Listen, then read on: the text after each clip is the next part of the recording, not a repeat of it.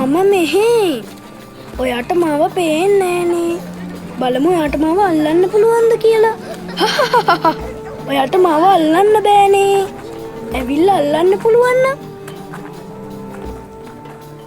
හානි හරි බලන්න. දෙවියන් වහන්සේ සෑම සන්ධ්‍යාවකම අඳින චිත්‍රය කොයි තරම් ලස්සනද. මා කෙරෙහි ඇති උන්වහන්සේගේ ප්‍රේමය කෙතරම්ද. ඔබ වෙනුවෙනුත්. මේ සියල්ල මෙව්වේ දෙවියන් වහන්සේ. උන්වහන්සේට මාව පේනවා කියලා මට විශ්වාස නැහැ. මාව දන්නේ නැතුව ඇති. උන්වහන්සේ ප්‍රේම කරන්නේ ශුද්ධවන්ත මිනිසුන්ට විතරක් වෙන්න ඇති.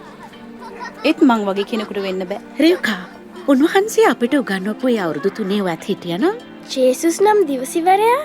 සෆීරා, එතුමා ගැන අපිට කියන්න මරියා. ඔව්, කරුණාකර අපිට ඒ කතාව කියන්නකෝ. හොඳයි මං කියන්න. එන්න ඇතුළට.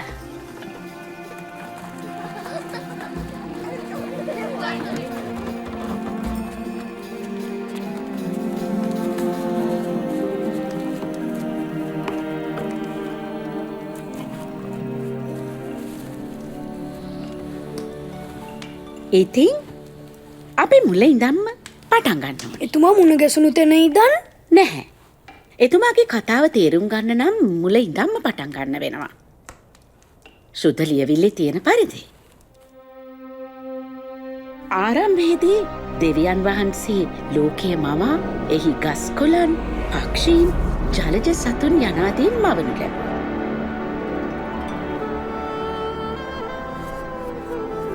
පොළොවේ දූවිල්ලෙන් උන්වහන්සේ පළමු මනුෂ්‍යව මවල ඔහුගේ නාස්පුඩු ඇතුළට ජීවන හුස්ම හෙළනු ලැබුවා.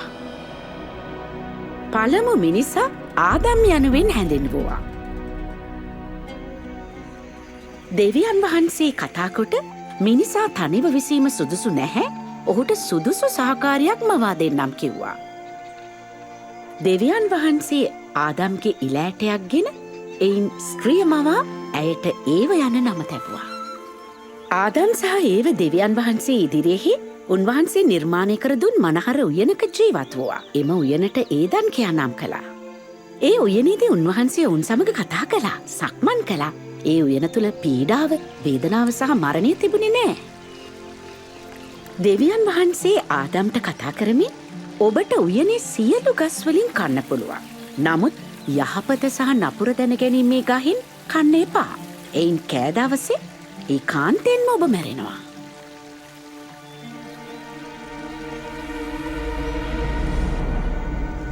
නමුත් එක් දිනක් සාතන් ඒ බව පරීක්ෂා කළා. ඇය ගෙඩියක් කඩාගෙන කා ඇය සමග සිටි තම ස්වාමි පුරුෂයාටත් ඉන් සමහරක් දුන්නා. ඔහුත් ඒවා කෑවා.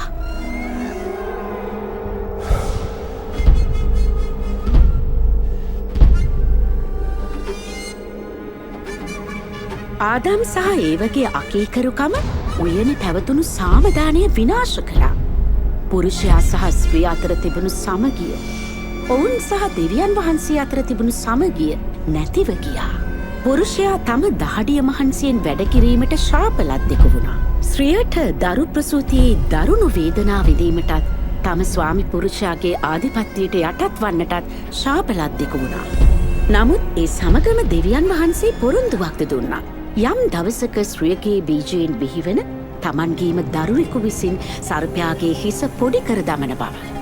ශුද්ධ ලියවිල්ලේ සඳහන් පරිදි කරුණාවේ දෙවියන් වහන්සේ එතුමන්ගේ මැවිල්ලට නැවත සාමය සහ ගරුත්වය ලබා දෙන බවට පවසනවා. උන්වහන්සේ එම සැලැස්මේ කොටසක් ආදිපිය ආබ්‍රහම්තුමාට අනාවරණය කළා. ආබ්‍රහම් දෙවියන් වහන්සේව විශ්වාස කළා, ගරු කළා. ඔහුට ආශිර්වාද කිරීමටද ඔහු තුළින් සියලු ජාතීන්ට ආශිර්වාද කිරීමටද පොරොන්දු වුණා. දවසක් දෙවියන් වහන්සේ ආබ්‍රහම්ව පරීක්ෂා කළා. ආබ්‍රහම්ට තම දරුවා ගෙන ගොස් දවන පූජාවක් ලෙස ඔප්පු කරන්නට කිව්වා. ආබ්‍රහම් දැනගෙන හිටියා තම පුතා තුළින් ඔහුගේ වංශය වර්ධනය වන්නටත් සියලු ජාතින් ආශිර්වාද ලබන්නටත් මෙයින් පුළුවන් වන බව. ඔහු දෙවියන් වහන්සේව විශ්වාස කරමින් උන්වහන්සේගේ අනට කීකරුණා. දෙවියන් වහන්සේ ආබ්‍රහම්ට කතා කළා. ආබ්‍රහම්! දැම්මම දන්නවා ඔබ මට කීකරුයි කියලා. ඔබ බොහෝසේ ප්‍රේම කරන ඔබේ එකම දරුවාව පවා මට පූජා කරන්න කැමති වුණා. ආබ්‍රහම් එතන බැටළුවක සිටිනු දැක තම දරුවා වෙනුවට එම බැටළුවාව දෙවියන් වහන්සේට පූජා කළා. පූජා කරන්නට තම පුතා වෙනුවට දෙවියන් වහන්සේ විසින් බැටළුවකු සපයාදීම උන්වහන්සේගේ මහා සැලැස්මේ පෙරනිමිත්තා. එම සැලැස්මින් පාපයේ සහ මරණයේ ශ්‍රාපය බිඳලා නැවතත් මිනිසුන් තමන් වහන්සේ සමග සම්බන්ධතාවයකට එමට උන්වහන්සේ අපට අවකාශය උදා කළා.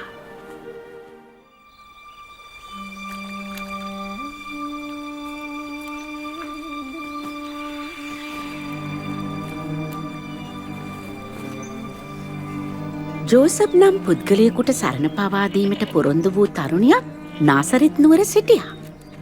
ඇයගේ නම මරියා.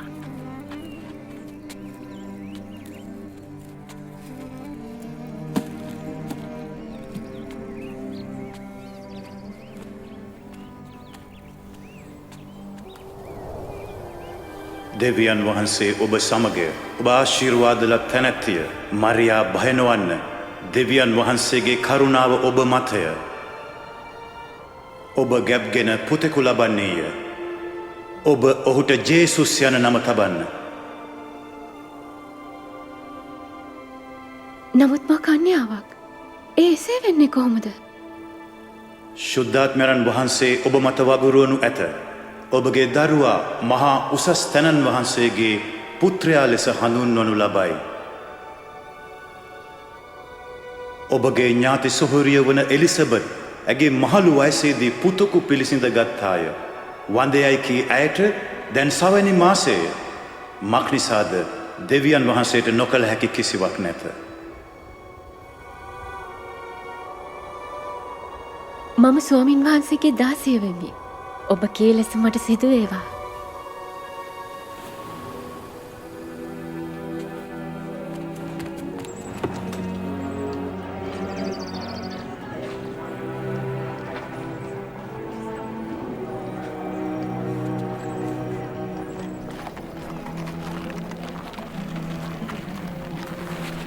ඉතින් මරියා ඇයගේ ඥාති සොයුරිය මුණ ගැසීමට හනික පිට වුණා.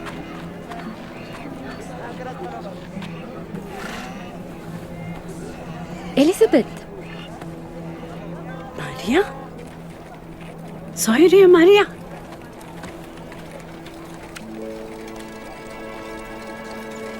එහෙනම් එය සත්‍යයක්. ඔබත් ඔබ කුසු තුළ ඇති දරුඵලයත් අතිශයින් ආශිර්වාදලත්. මාගේ ස්වාමින් වහන්සේගේ මෑණියන් මා වෙත පැමිණීමට තරම් මම කවරෙක්ද? ඔබගේ ආචාරය ඇසුන විගස මගේ කුසේ සිටින දරුවා සතුටින් නිපිළුණා. මාගේ හද සමිඳුන් උසස් ලෙස පසසයි. මාගේ ආත්මය සතුටින් නිපිල යන්නේ මගේ ගැලවුම්කාරයා නන්නු ස්වාමීන් සුළු උමා අමතක නොකළ නිසා.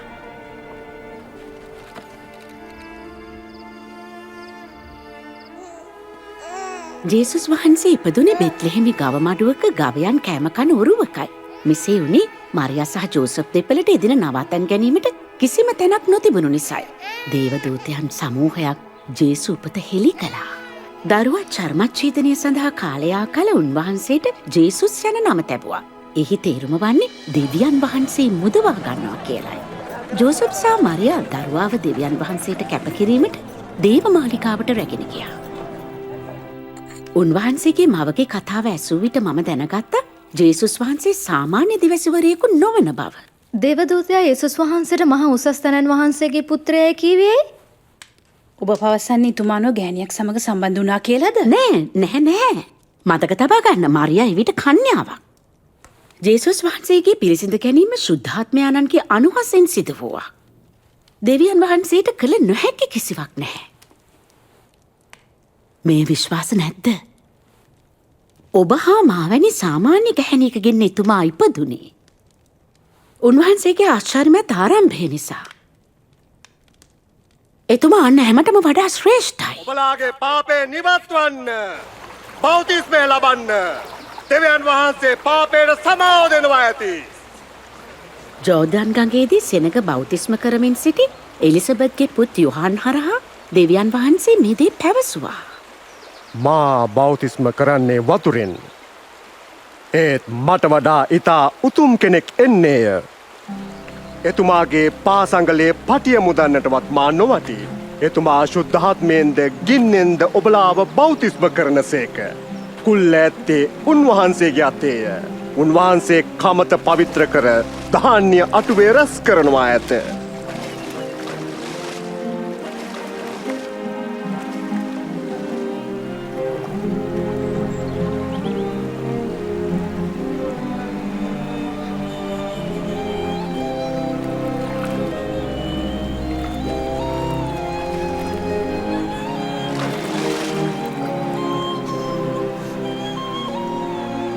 එවිට ජේසුස් වහන්සේ මත පරවියකුසේ ශුද්ධාත්මයාණන් වහන්සේ පැමිණිසේක.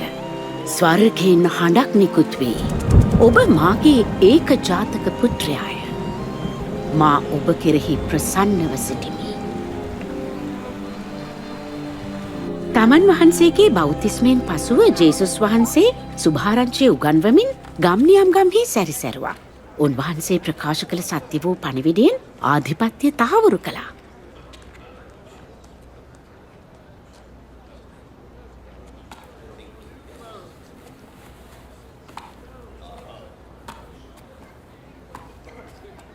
මොහු මරියාගේ පුත්‍රයා නේද? ඔව් ඒ ඌ තමයි. නිශ්ශබ්ද වන්න.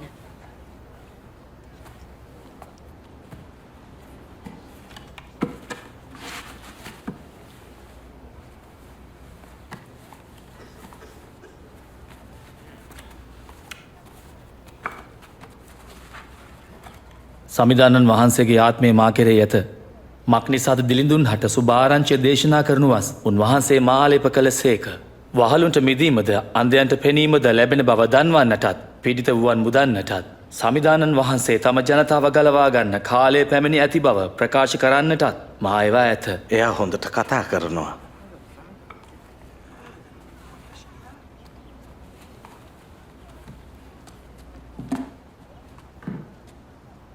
අද ඔබ සවන්දී සිටියදීම මේ ශුද්ධ ලිවිලි පාඨය ඉෂ්ට විය. දේවචන ඉෂ්ට වෙලා මෙසියස් අහතර විතරා එක පුළුවන්. අපි දැනගන්න කෙසේද? උන්වහන්සේගේ ඒ වචන ගැන සමූහයක් කල්පනා කළා. උන්වහන්සේගේ හාස්කම් දෙක මහත් සෙනගක් එතුමා විශ්වාස කළා.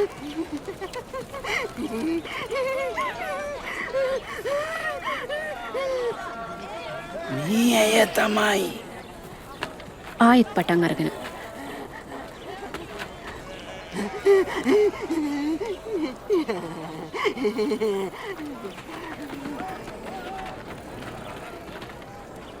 ඔහු කවුද? ඒ නාසරෙත් නුවර ගුරුවරයා. ජේසුස්. කොහොමද? හැරි යන්න. ඔබ මෙතනට අවශ්‍ය නැහැ.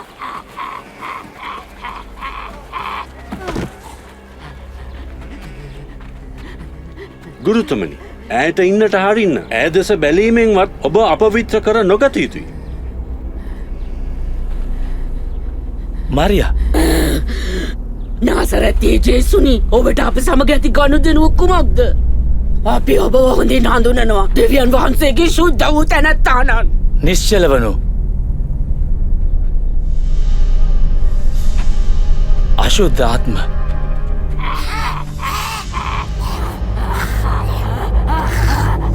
ඇය තුළින් වහා ඉවත් වනු.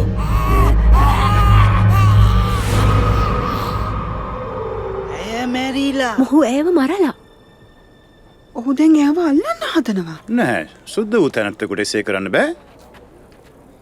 මරියා. ආබ්‍රහම්ගේ දියණිය.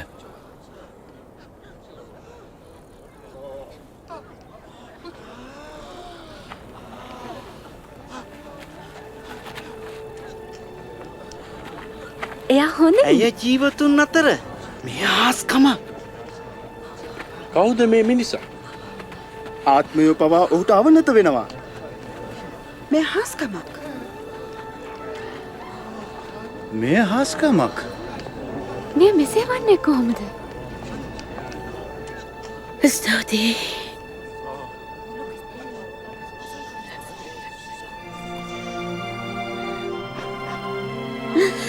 ස්තුතියි.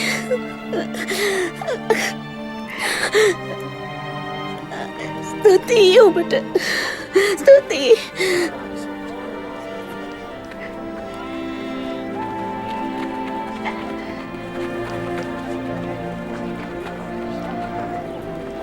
එදවසේ පටන් මම උන්වහන්සේගේ අනුගාමිකෙක් වුණා.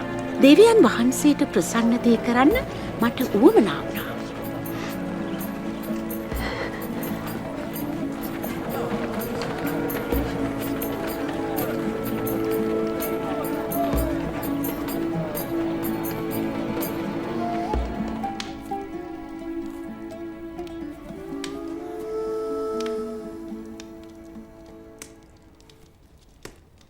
අවුරුදු ගණනාවක් මම ජීවත් වුණේ අවමානයෙන්. එතුමානෝ මගේ ගෞරවය මට නැවත ලබා දුන්නා. උන්වහන්සේගේ බලය අශුද්ධ ආත්ම පලවා හැරියා. හානේ මගේ පැටියෝ. සෆීරා. දීනා, ඔබ උන්වහන්සේගේ ඉගැන්වීම ඇස්සුවා, කළ හාස්කම් දුටුවා. ඔව්. ඔබ දන්නවා මම සියල්ල අත්හැර උන්වහන්සේ පසුපස ගියේ ඇයි කියලා. මම පමණක් නොවේ. අපි ආත්මිකවත් ශාරීරිකවත් කුසගිනිව සිටියා. දෙවියන් වහන්සේ වෙතට යන මඟ පෙන්වන්නට හැකි කෙනෙකුගේ අවශ්‍යතාවය අපට තිබුණා. අවුරුදු ගණනාවක අරගල කලකිරීම් වලට පස්සේ තවදුරටත් බලාපොරොත්තු තබන්නවත් බැරි තත්වයකයි අපි හිටියේ. නමුත් ජේසුස් වහන්සේ යන හැම තැනම බලාපොරොත්තු ජනිත කළා.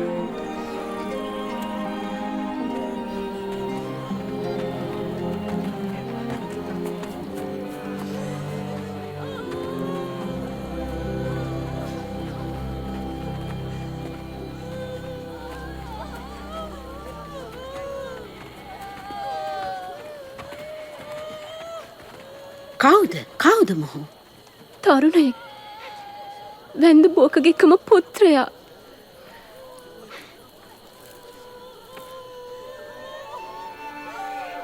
තරුණයා නැගිටින්න.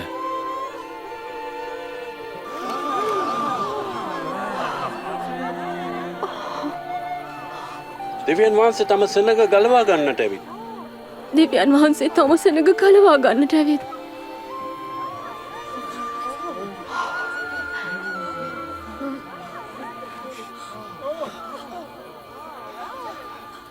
ඔබට ප්‍රේම කරන්නන්ට පමණක් නුඹ ප්‍රේම කරන්නේ නම් ඉන් ඔබට කවරනම් ප්‍රශංසාවක් වේද? පෞකාරයෝ පවා තමන්ට ප්‍රේම කරන්නන්ට ප්‍රේම කරති.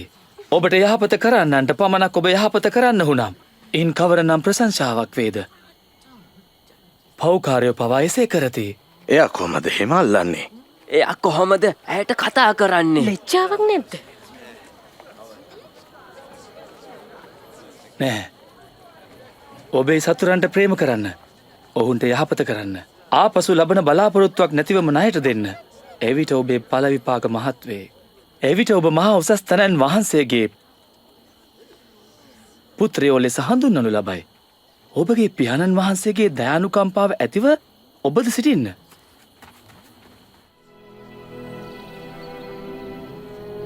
දරුණුම පෞකාරයාව වුවද ප්‍රතිවිරුද්ධවාදියෙක් ලෙස ගණන් කොට විනාශ නොකොට රැළට ඇතුළු කර ගැනීම පියාණන් වහන්සේගේ කැමැත්ත බව ජේසුස් වහන්සේ ඉගැන්නවා.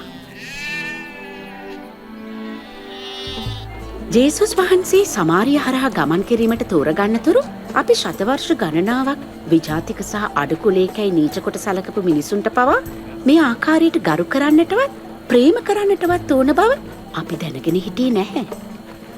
සෑම පිළිකුල් කරන මෑ කවුද? ඇය සමාරිතානුවරියා. එයම මදිද? එන්න ගුරුදේවයන්න් ප්‍රමාද නොකොට අපි ආහාර ගෙන යා යුතුයි.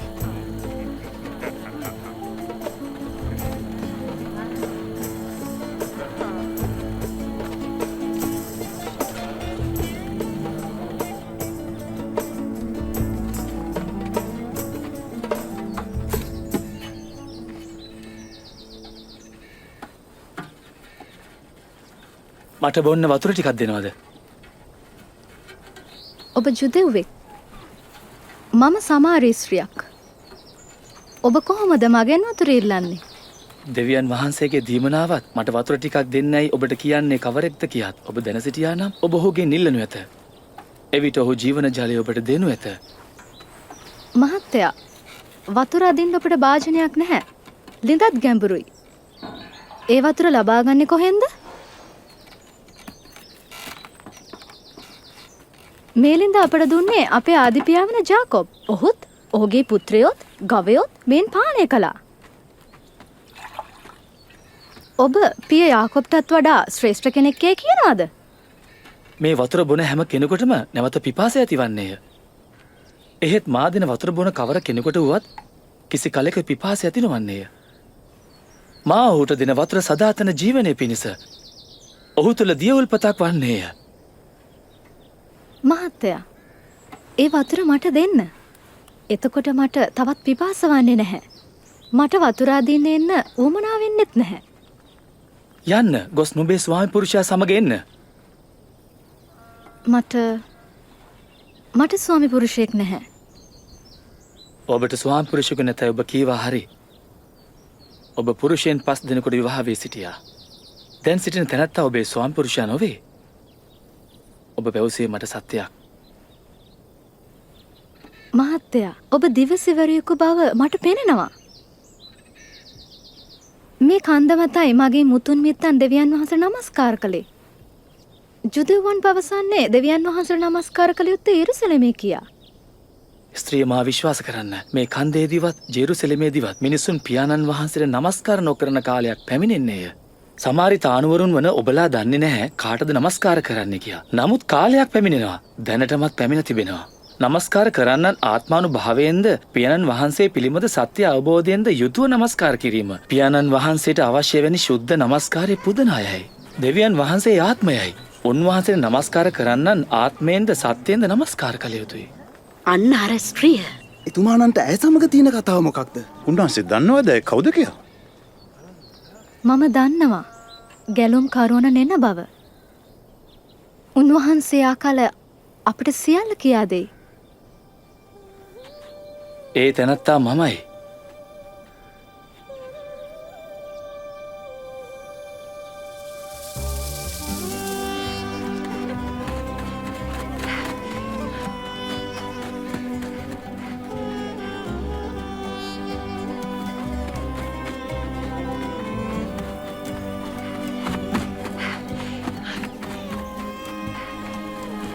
එන්න ඇවිත් බලන්න.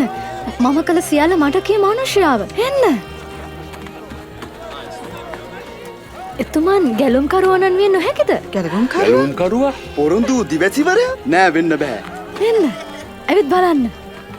එන්න. ගුරුදේවයිනි ආහාරයට යමක් ගන්න. ඔබලා නොදන්න භෝජනයක් අනුභව කිරීමට මට ඇත. කවුරුන් හෝ උන්වහන්සේට ආහාර ගෙනවෙත් දුන්නාද? මගේ ආහාරය නම් මායහු තැනන් වහන්සේගේ කැමැත්ත ඉටු කිරීමත් උන්වහන්සේ මට පැවරූ කාර්ය නිමා කිරීමත්. දැනටම ගොයම පැසී ඇත. අස්වැන්න කැපීමට කාලය පැමිණ ඇත.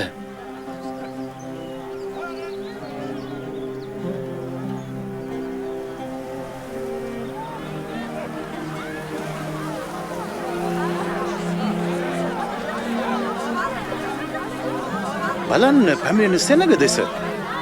සුභාරංචිය ඔවුන්ටත් ලැබෙනවාද?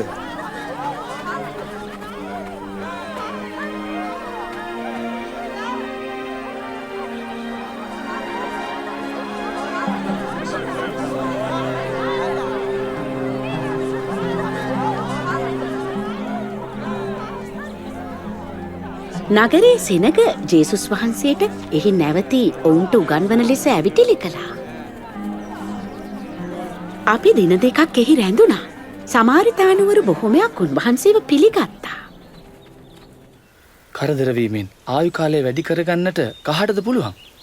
ඒ වගේ සුළු දෙයක්වත් Tamanට කරගන්නට බැරි නම් අන්දේ ගැන ඔබ කරදර වන්නේ කොමටද? කෙතේ මානෙල් වැඩෙන හැටි කල්පනා කරන්න. ඒවා වෙහෙසෙන්නවත් නූල් කටින්නවත් නැත. සියලු රාජ තේජසින් සිටි සලමොන් වුවද මේ මල්වලින් එකක්සේ සැරසී නොසිටියේය. නමුත් දෙවියන් වහන්සේ අද තිබී හෙට උදුනේ දැවී යන කෙතේ තනකොළ එසේ සරසන සේක් නම් ඊට කොපමණ වැඩියෙන් උන්වහන්සේ ඔබ නොසරසන සේක්ද? අහෝ ඇදහිම හීන තැනැත්තනේ. අපගේ ඇදහිල්ල වැඩි කරන්න. ඔබට අබෑටයක තරම් ඇදහිල්ලක් තිබේ නම් මේ ගසට ඉදිරී ගොස් මුහුදේ පැළවේවා යයි කිව හැකි. එම ගස ඔබට කීකරවනු ඇත.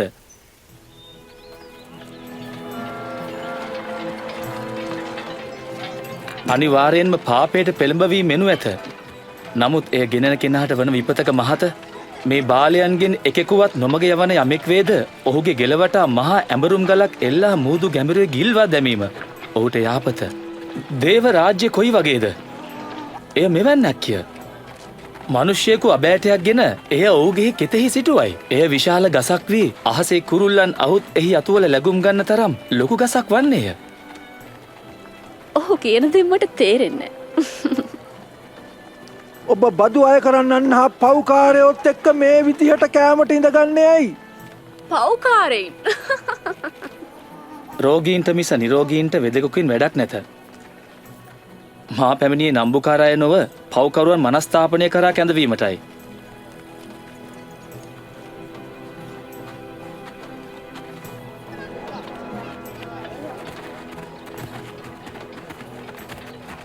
මට උන්වහන්සේගේ සලුව පමණක් අල්ලන්නට පුළුවන් වෙන මම සුවය ලබනවා.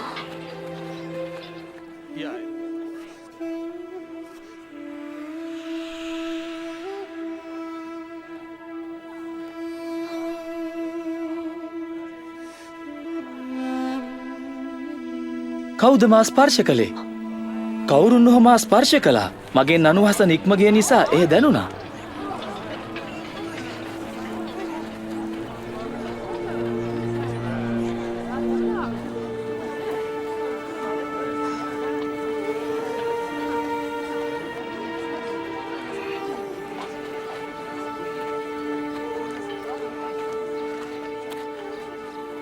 මමයි ඔබ වහන්සේව ස්පර්ශ කළේ. මම අවුරුදු 12ක් මහලේ රෝගයෙන් පීඩා වින්දා. කිසි පිහිටක් නැතුව මා සතු සියල්ල වෙදුන්ට වියදම් කළා.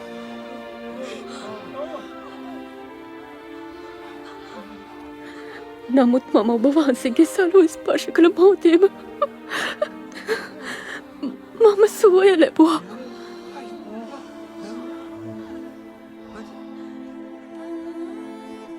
දියණිය, ඔබගේ ඇදහිල්ල ඔබ සුවපත් කළා.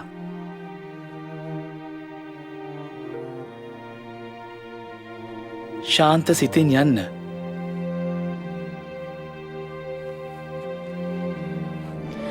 ස්තුතියි ඔබට.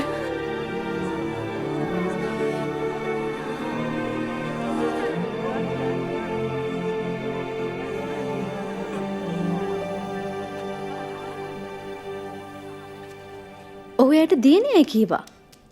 ඕ අපගේ නීතියට අනුව අවුරුදු 12ක් අපවිත්‍රව සිටි කෙනෙක්. එතුමානු ඇගේ අවමානය දෙක ගෞරවය නැවත දුන්නා. වඩා ශ්‍රේෂ්ඨ සුවයක් ගෙන දෙන්නේ එතුමාගේ බලයද කරුණා මහිමේද කියා මට තේරෙන්නේ නෑ. කුඩා රැළ බිය නොවන්න. ඔබට රාජ්‍යය දෙන්නට ඔබගේ පියාණන් වහන්සේ සැදී පැහැදී සිටිනසේක. ඔබ සතු සියල්ල විකුණා දන් දෙන්න. නොදිරෙන පසුම්බිද්ද නොපිරිහෙන වස්තුද ස්වර්ගයේ ඔබට සපයා ගන්න. ඒවා කිසි දින දි รา පත් නොවන්නේය. එහිදී ඒවා සොරා නොගනිති. කාවෝද නාස්ති නොකරති. මන්ද ඔබේ වස්තුව කොතැනද ඔබේ සිතත් එතැනය.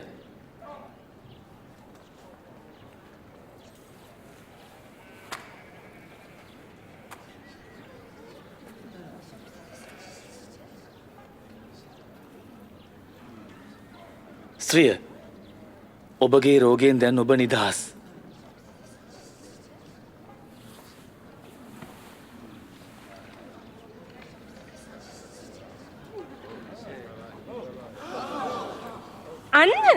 අන්න එයාගේ කුදු බව නැති වෙනවා. ඒක හාස්කමක්.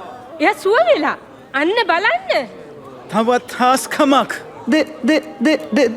දෙවිදුන්ට ප්‍රශංසා වේවා.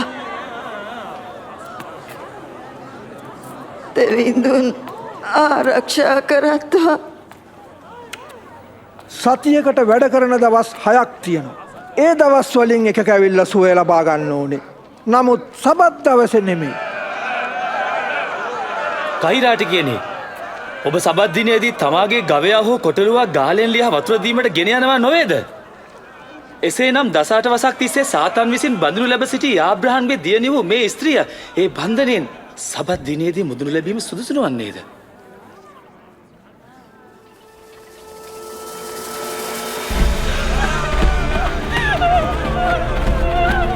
පෞකාරිය අනාචාරය හැසිරෙන්නේ හැසිරෙන වෛශ්‍යාව ගුරුදේවේනි මේ කාමිච්ඡාචාරය යෙදී සිටියේදී මල්ලගත්තා. බෝසස්තුමාගේ විවස්ථාවෙහි මෙවැනි ස්ත්‍රීන් ගල්ගසා මරන්නට අනකර තිබෙනවා. ඔව් ඇයට ගල් ගසන්න. වෛශ්‍යාව. ඔව් ඇයට ගල් ගහන්න. වෛශ්‍යාව ඇයට ගල් ගසන්න. ඔබ කියන්නේ කුමක්ද?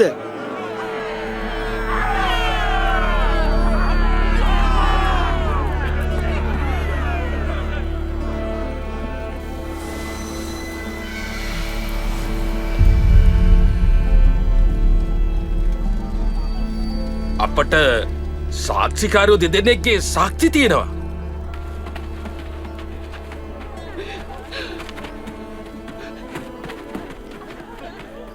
මේ ගැහැණියට අප දෙන දඬුවම කුමක්ද?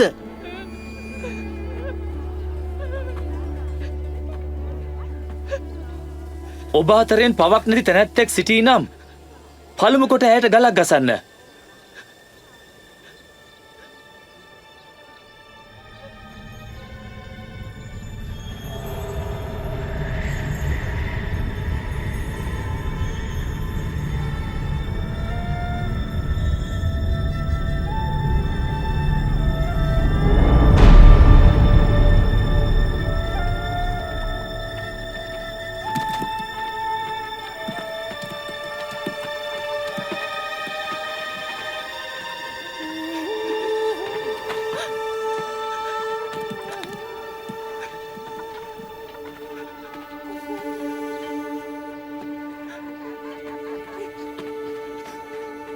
ස්ත්‍රිය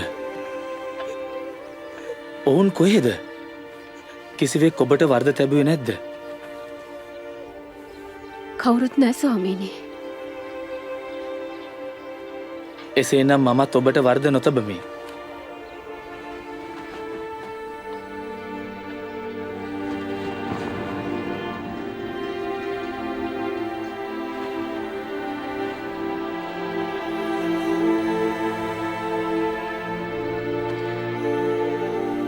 දැන් යන්න. මින් පසු තවත් පව් නොකරන්න.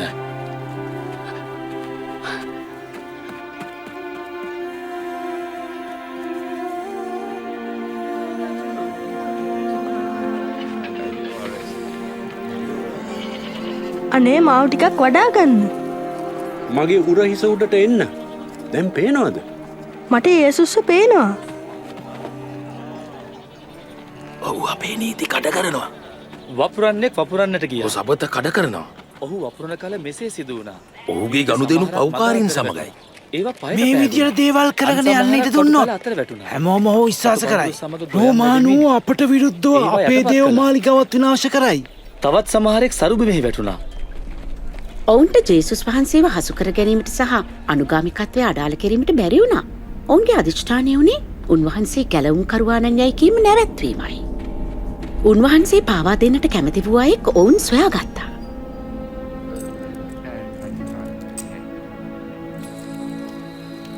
ජේසුස් වහන්සේ යාඥා කිරීමට උන්වහන්සේගේ අනුගාමිකයන් රැගෙන ඔලිව් කන්දට ගියා. එම රාත්‍රියේදී උන්වහන්සේ මහත් වූ සන්තාපයකින් පසු වුණා.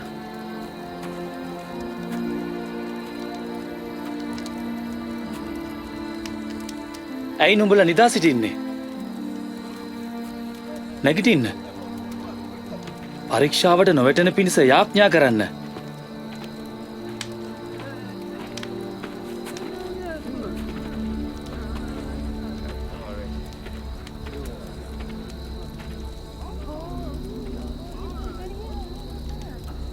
යුදාස්.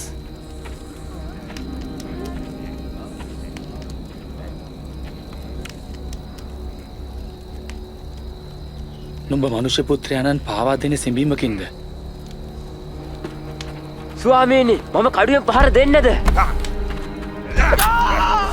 එයාව අත්තඩංගුවට ගන්න. ඇති දැන් නවත්තන්න.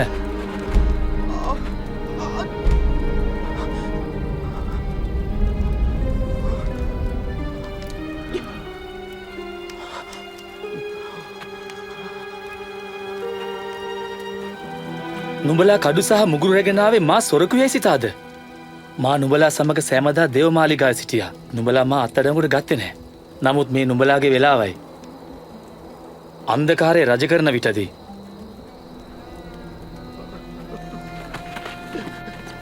අත්අඩංගුවට ගන්න.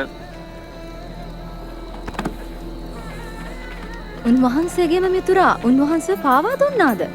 උන්වහන්සේගේම අනුගාමිකයෙක්? ඔව්. අප හොඳින් දන්නා වූ විශ්වාස කළ කෙනෙක්. මේ බලා ගන්නවා. ඒ රාත්‍රී රෝම සෙබළුන් උන්වහන්සේව තලා පෙලා අවනම්බු කළා. පුළුවන් නම් කියපන් කවුද උඹට ගැව්වේ? කියන්න. කවුද ඊළඟට ගහන්නේ? නවත්ත පැල්ලා. දැන්ම නවත්ත පැල්ලා. සභාව ඉදිරි පිටට ගෙනෙනු.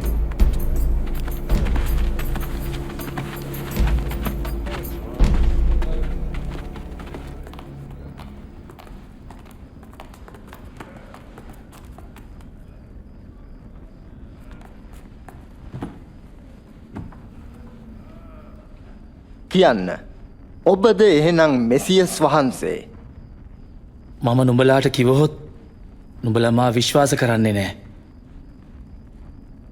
මම නුඹලාගෙන් ප්‍රශ්න කළත් නුඹලා මට උත්තර දෙන්නේ නෑ. නමුත් මෙතැන් පැටන් මනුෂ්‍ය පුත්‍රයා දෙව්පියාණන්ගේ දකුණු පැත්තේ වාඩි වී සිටිනු ඇත. එහෙමනම් ඔබ දේව පුත්‍රයාද? මා එසේ යයි කියන්නේ ඔබයි. මොහු දෙවියන්ට අපහාස කරනවා. වෙන එහෙම කියන්නේ කවුද ඔබට බලය දුන්නේ? දැන් උඹලට ඇසුන ඔව් කරපු අපහාසය. වරදක්. ඔව් කියපු දේ අපට අපේ කන් වලින්ම ඇහුණා. ඌ වැරදිකරු. ඌව මරා දමන්න. අපි ඔහු පිලාත් ළඟට ගෙනියමු. ඔව් පිලාත් ළඟට අරගෙන හොඳයි. රැගෙන ඵලයල්ලා. දඬුවම් දෙන්න. ඉතින් ඔවුන් උන්වහන්සේව රෝම ආණ්ඩුකාර පොන්ටියුස් පිලාත් ඉදිරියට ගෙන ගියා. ඔහු දරුණු පාලකේ. දහස් ගණන් ජනතාව කුරිසිපත් කොට තිබෙනවා. මොනවද ඔබලට ඕනේ කරන්නේ? මේ උදේ පාන්දරම ඔහු අපේ සෙනග නොමග යවමින් සිටින විට අල්ලගත්තා. සිනගෝගයේ මහා කැළඹීමක් ඇති කළා. එයා වැරදිකාරයෙක්. රෝම අධිරාජ්‍යයට බදු ගෙවන්න එපාලු. එයා කියනවා එයා මෙසියස් වහන්සේලු. රජෙක්ලු. රජ කෙනෙක්? ඔබද යුදෙව්වන්ගේ රජතුමා? එසේ කියන්නේ ඔබයි. අපිට අධිරාජ්‍ය හැර අන් කිසි රජෙක් නැත. අවස්ථාවට අනුව දෙවියන් වහන්සේගේ පුත්‍රයෙක් කියා ගන්නා කෙනෙකු මරා දැමිය යුතුයි.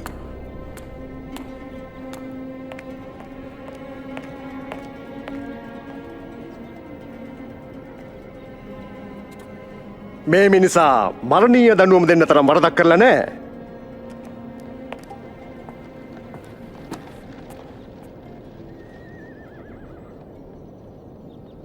මම මොහුට කස පහරදී මුදා හරින්නම්. නුඹ මොව් මුදා හැරියොත් නුඹ අධිරාජ්‍යගේ හිතවතෙක් නොවෙයි.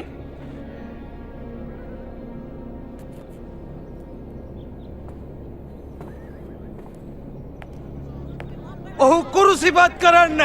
ඔව් කුරුසියේ එන ගසන්න. ඔබ කස පහර දෙන්න. තමන් ප්‍රතික්‍රියා කියා ගන්නා ඕනෑම අය අධිරාජ්‍යගේ විරුද්ධ කරුවෙක්. ඔබ බලා සිටින්නේ ඔබතුමාණනි. ඔව් ඉවරයක් කරනු. වරාදමනු. කුරුසිපත් කරනු. උන්වහන්සේ කළ වරදක් නෑ.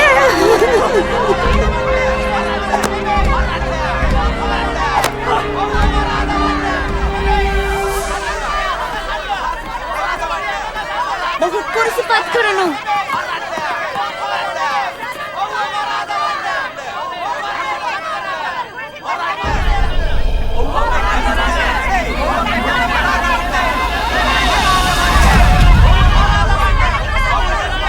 කුරුසිපත් කරනු. කුරුසිපත් කරනු. පස්සට යන්න. පස්සට. පස්සට. පාරෙන් අයින් වෙනවා. ඔහුගේ නැත්තේ සිටිනු.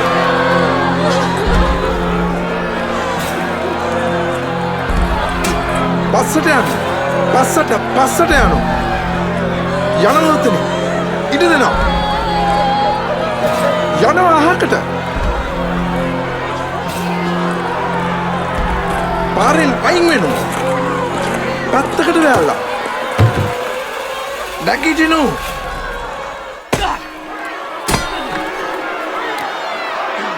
නුඹ උස්සකට බලයන්. දැන් යමන්. පස්සට.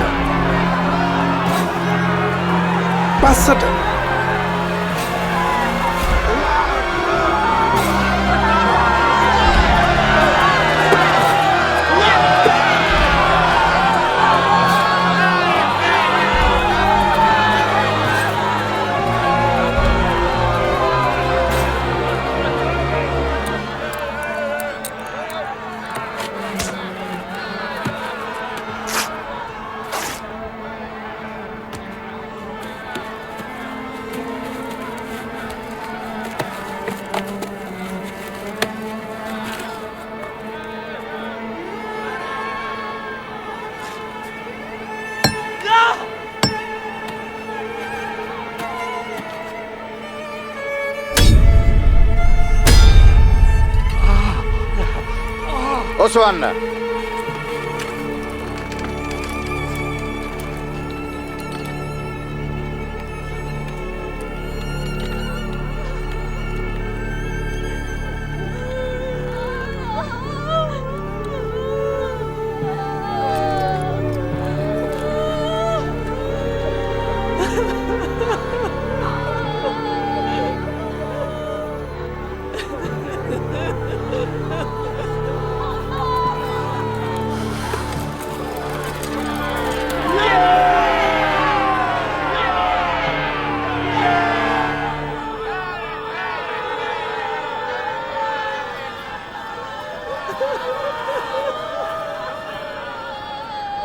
පියාණනි, ඔවුන්ට කමා කරන්න.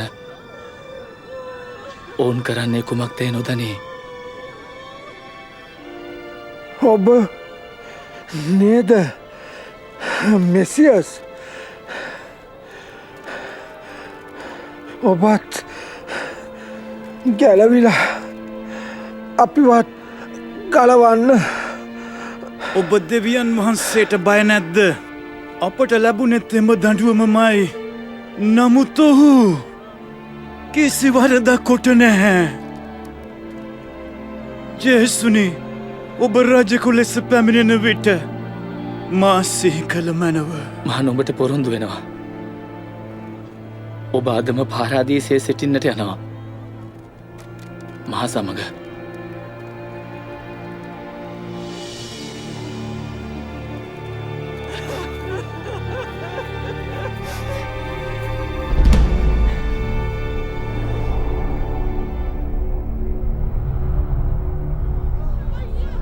දහවලේ අහස පැය 3ක් අන්ධකාර වී ගියා.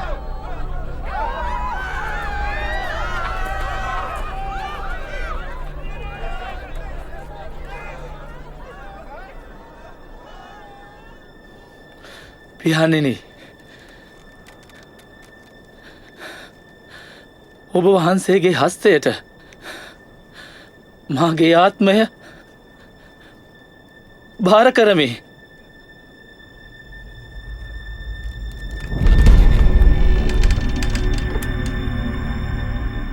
දෙවියන් වහන්සේට ප්‍රශංසා වේවා.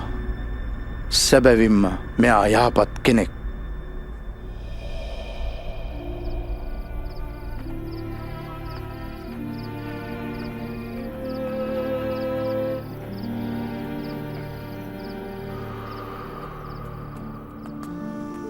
ජුදා මන්ත්‍රණ සභාවේ ගරුතර සමාජිකයෙක් වූ අරිමාතියේ ජෝසෙෆ් යහපත් දැහැමි තැනැත්තෙක්.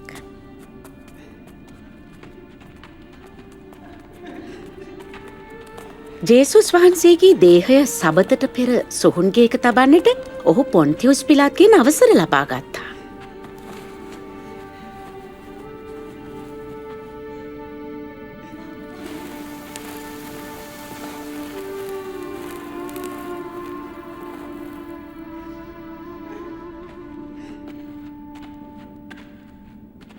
අපට සමාවෙන්න. අප ස්වාමීන්ගේ දේහය පිටුපසින් අපි එනවා. මම ඔබට උදව් කරන්නම්. නමුත් ඉක්මන් කරන්න. සබත් දින ළඟාවීමෙන් පවතිනවා. ඔවුන් ඇයි උන්වහන්සේව මරා දැමුවේ? උන්වහන්සේ දෙවියන් වහන්සේකින් පැමිණි කෙනෙක් නම් මරා දැමීමට ඉඩ හැරියේයි. මමත් ඔය සියලු ප්‍රශ්න ඇසුවා. එතුමානන්ට අශුද්ධ ආත්ම පිය වුණා. මරණයට පත් වූවන් පවා උන්වහන්සේට සවන් දුන්නා. උන්වහන්සේට මේ වළක්වා ගන්න බැරි වුණාද? එතුමා ගැලවුම් කරුවානන් යයි බලාපොරොත්තුවෙන් මම අවුරුදු 3ක් උන්වහන්සේ පසුපස ගියා.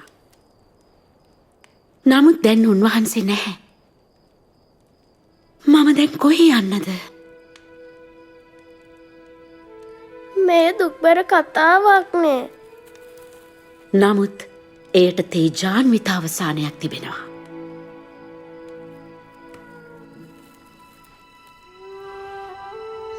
ඉරුදින හිමිදිරියේ ජේසුස් වහන්සේ කුරිසිපත් කළ දවසේ පටන් දින 3කට පසු මෘත ශරීරයට ආලේප කරන්න ගත් සුවඳ ද්‍රව්‍ය රැගෙන අපි නැවතත් සොහොන් ගෙට ගියා. ගල පෙරරලා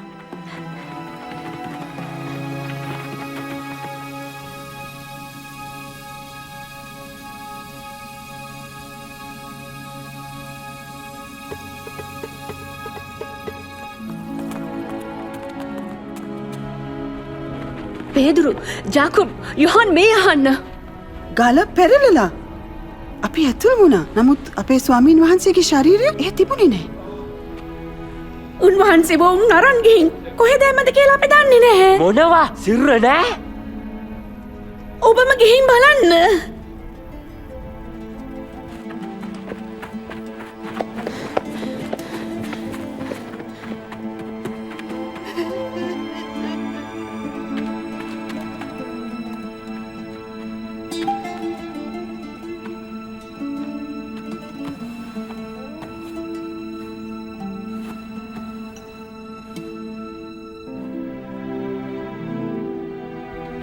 සොහොන්ගේ පරීක්ෂාකොට බලා පේදුරු නැවතත් ගෝලයින් වෙත ගියා. නමුත් මා හඬමින් කල්පනා කරමින් එළිය රැඳී සිටියා. උන්වහන්සේව සොල්දාදුවන් හෝ පරිසිවරුන් අරන් යන්න ඇති. අපේ බලාපොරොත්තු සියල්ල උන් නැති කර දැම්මා. අඩු ගානේ උනට තිබුණ මෘත ශරීරයවත් අපිට ඉතිරි කරන්නට.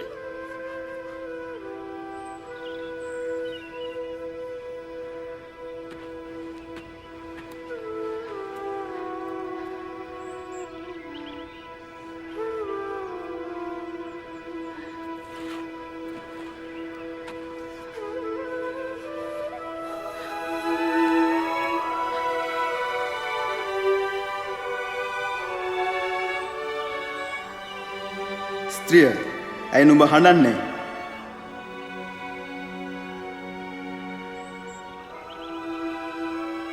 ඔවුන් එතුමන්ව රැගෙන ගොස් මම දන්නේ නැහැ කොහෙද කියලා. ස්ත්‍රිය, නුඹ හඬන්නේ මන්ද? කාවද නුඹ සොයන්නේ? මහතාණෙනි, ඔබ ඔහු රැගෙන ගියා නම් මට තැන කියන්න. මම ගිහිල්ලා උන්වහන්සේ රැගෙන එන්නම්. මාරියා, රබ්බෝනි, මාව අල්ලන්න එපා. මා තාම පියාණන් වෙත ගියේ නැහැ. ස්වාමීනි, ඔබ ජීවත් වෙනවා. යන්න. කොස් මාගේ සහෝදරයන්ට මේ පවසන්න. ඔබ වහන්සේ අප අමතක කළේ නැහැ. දෙවියන් වහන්සේ අප අතහැර නැහැ. ඔවුන්ට කියන්න. මම ස්වාමීන් වහන්සේව දැක්කා. මම ගැලවුම්කාරයාණෝ දැක්කා. උන්වහන්සේ මරණින් නැගිට්ටා? ඔව්. කොහොමද? මරණයට එතුමාව සිර කරන්න බැරි වුණා. එහෙනම් ඇයි උන්වහන්සේට මැරෙන්න සිද්ධ වුනේ? මරණය ජය ගැනීමට.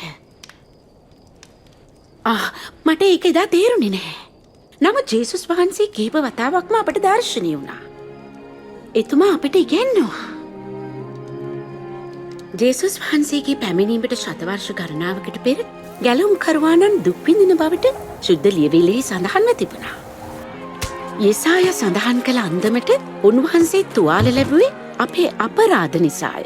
පොඩි කරනු ලැබුවේ අපේ අයුතුකම් නිසාය. අපට සමාධානය ගෙන දෙන දඬුවම උන්වහන්සේ පිටට පැමුණුනේය. උන්වහන්සේගේ පහරවලින් අපට සුවය ලැබේ තිබේ. දිවැසිවර මූසස් සඳහන් කළ ගසක ඉල්ලනු ලබන සියල්ලෝ ශාපලත් බව.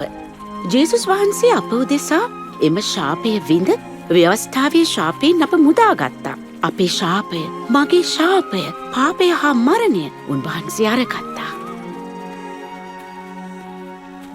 උන්වහන්සේගේ දිවිපිදීම සහ මරණින් නැගිටීම දුෂ්ටකමේ හස්තයෙන් අන්ධකාරයේ බලවේගවලින් ලැජ්ජාවේ සහ බියගුළු කමින්ද අප මුදාගත්තා. මෙයයි අප පිය වූ ආබ්‍රහම්ට දෙවියන් වහන්සේ පොරොන්දු වූ ආශිර්වාදය. සියලු ලෝකවාසීන් උන්වහන්සේ තුළින් එම ආශිර්වාදය ලබන බවට. සියලු ලෝකවාසීන් ගැහැණුත් අයිතිද? උන්වහන්සේ මා ආබ්‍රහම්ගේ දියණියකයයි පැවසුවා. ඔබ වටිනා දියණිය. උන්වහන්සේ ආශිර්වාද කරන්න කැමති දියණිය.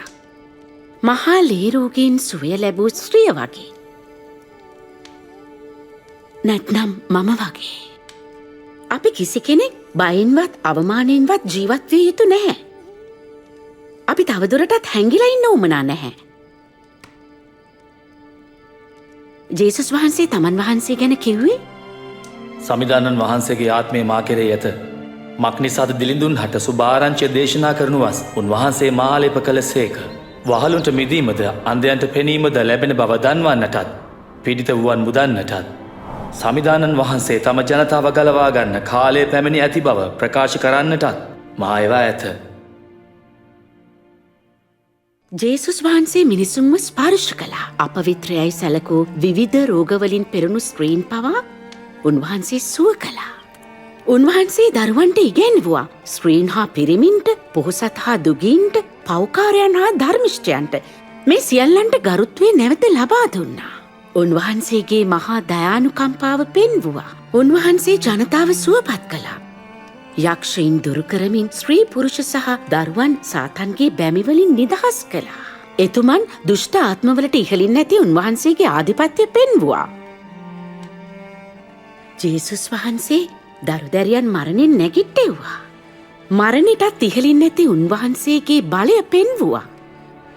ජේසුස් වහන්සේ කුරුසිපත් කළාට පසුව ඔවුන් දිනුවා කියා සාතන් සහ ඔහුගේ දුෂ්ටාත්ම විශ්වාස කළාට ජේසුස් වහන්සේ දුෂ්ටකමේ සහ මරණයේ බලය බිඳිමින් උත්ථාන වුණා. ගැලවුම්කරුවානෝ එතුමාද? පොරොන්දු ප්‍රකාර ගැලවුම්කාරයන්ට පමණයි. ජේසුස් වහන්සේ කළ හාස්කම් කරන්නට දෙවියන් වහන්සේගේ බලය දී තිබුණේ. අපගේ විශ්වාසයත් භක්තියත් දීම සුදුසු වන්නේ ඒ වගේ සානුකම්පිත හදවතක් ඇති විශ්වාසනීය බලයලත් ජේසුස් වහන්සේ වගේ කෙනෙකුට පමණයි. දෙවියන් වහන්සේ ලෝකයේ මවන විටදී පුරුෂයා සහ ස්ත්‍රිය නිර්මාණය කළේ උන්වහන්සේගේ අභිමුඛයෙහි ජීවත් වෙමින් ප්‍රීතියත් විඳීමටයි. උන්වහන්සේගේ සැලැස්ම මෙය විය. නමුත් අපි උන්වහන්සේ විශ්වාස නොකර අනට අකීකර වුණා. මෙයින් උන්වහන්සේ සමග තිබූ සම්බන්ධය බිඳ වැටුණා. ස්ත්‍රිය හා පුරුෂයා අතර තිබූ සම්බන්ධයද පළුදු වුණා. අපිත් මේ අකීකරුකම දිගින් දිගටම සිද්ධ කළා. දේව වචනයේ සඳහන් පරිදි පව් නොකරන කෙනෙක් නැහැ. පාපයේ දඬුවම දෙවියන් වහන්සේගෙන් ඈත්වීම සහ මරණයයි. නමුත් අපි උන්වහන්සේගේ ප්‍රේමයෙන් වෙන් වෙලා බයින් හා අවමානයෙන් ජීවත්වීම ගැන දෙවියන් වහන්සේ සතුටු වුණේ නැහැ. ඒ නිසා ආබ්‍රහම්ගේ පුතා වෙනුවට මරන්න බැටළුවෙක් කිව්වා වගේ අපේ උදෙසා මැරෙන්නට දෙවියන් වහන්සේ ජේසුස් වහන්සේ වුණා. ජේසුස් වහන්සේගේ ජීවිතය, මරණය හා උත්ථානය අපත් දෙවියන් වහන්සේ අතරත් ස්වාමින් වහන්සේගේ අනුගාමීන් අතරත් සම්බන්ධතාවය නැවත යථා තත්ත්වයට පත් කෙරුවා. සර්ව බලධාරී දෙවියන් වහන්සේ සමග ඇති සම්බන්ධතාවය අපි මරණයට පත් වුවත් අවසන් වන්නේ නැහැ. කුරුසියේ මැරුණු සොරා මරණාසන්න මොහොතේදී ජේසුස් වහන්සේව විශ්වාස කළා. ජේසුස් වහන්සේ ඔහුට පොරොන්දු වුණා. අද නුඹ මා සමග පාරාදීසයේ සිටිනවා කියා. ජේසුස් වහන්සේව විශ්වාස කරන්නන් සදාකාලික දඩුවමින් ගැලවී දෙවියන් වහන්සේ සමග සදාකාලිකව ජීවත් වෙනවා. ඒ කොහොමද? ඇදහිල්ලෙන් එතුමන් අනුගමනය කිරීමෙන්. නමුත් එතුමා කොහොමද මාව පිළිගන්නේ? එතුමා මරියාවයි මාවයි පිළිගත්තා. මම කොහොමද දැනගන්නේ? එතුමා විශ්වාස කරන්න. උන්වහන්සේගෙන් ඉල්ලන්න. උන්වහන්සේට කතා කරන්න.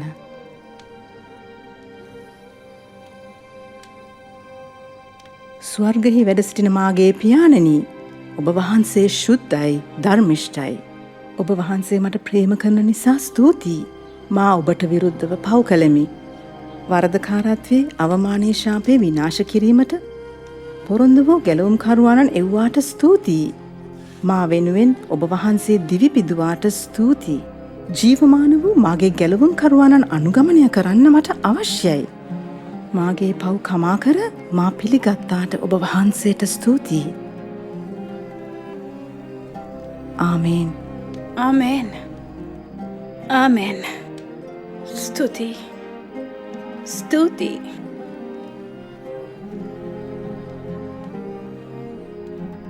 එතුමන් මෙසේ පවසයි.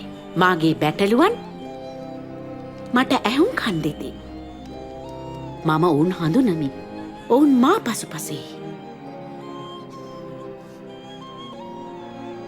රේවුකා, උන්වහන්සේ ඔයාව හඳුනනවා. උන්වහන්සේ ඔයාට ප්‍රේම කරනවා. මෙය සදාකාලික සම්බන්ධතාවක පටන් ගැනීම. එය වර්ධනය වෙනවා. අපි එතුමන්ව තව දැනගැනීමෙන් සහ උන්වහන්සේව විශ්වාස කිරීමෙන්. එතුමන්ගේ වචනයට කීකරුවීමෙන් අපි වර්ධනය වෙනවා. විශ්වාසයෙන් එතුමන්ට යාඥා කිරීමෙන්. සහ ඇදහිලිවන්තයින් සමඟ කල්ගත කිරීමෙන්. එතුමන් කීදේ සිද්ධී තබා ගනිමින් අපි අන්න අයට උන්වහන්සේ ගැන පවසනවා. දෙව්පියාණන්ගේ ආශිර්වාදය සහ ආරක්ෂාව ඔබ සමගයි.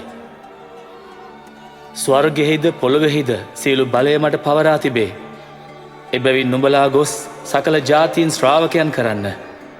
පියාණන්ගේද පුත්‍රයාණන්ගේද ශුද්ධාත්මයාණන්ගේද නාමයෙන් ඔවුන් බෞතිස්ම ස්නාපනය කරන්න.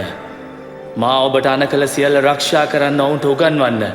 මමද යුගාන්තය දක්වා සදහටම ඔබ හා සමග සිටිමි.